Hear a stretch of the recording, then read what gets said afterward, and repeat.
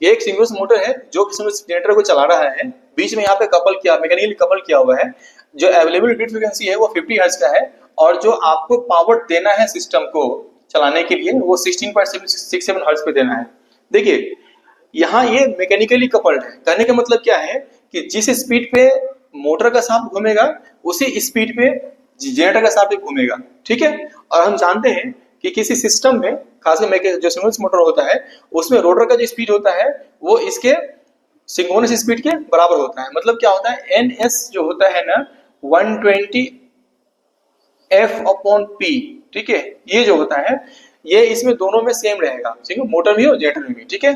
तो मैं लिख सकता हूं कि 120 F/P1 NS1 और NS2 क्या होगा, NS2 होगा 120 F2/P2, ठीक है।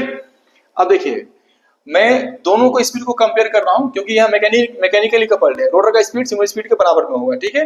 तो कहने का मतलब क्या है कि 120 F1/P1 जो होगा वो बराबर होगा 120 F2/P2 के, ठीक है। या मैं बोल सकता हूं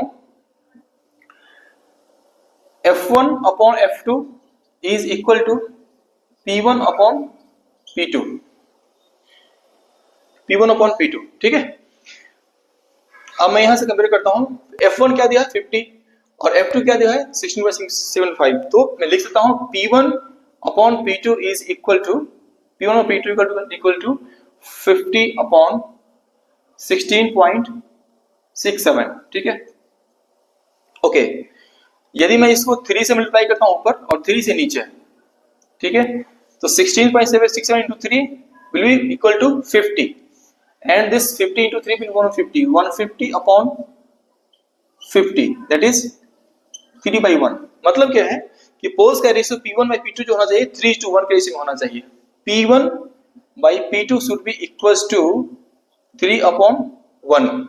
यदि मैं P1 को 6 पोल लेता हूं तो P2 को 2 पोल लेना पड़ेगा, ठीक है। मतलब P1 if P1 equal to 6 then P2 equal to 2, एक ये कॉम्बिनेशन बन सकता है।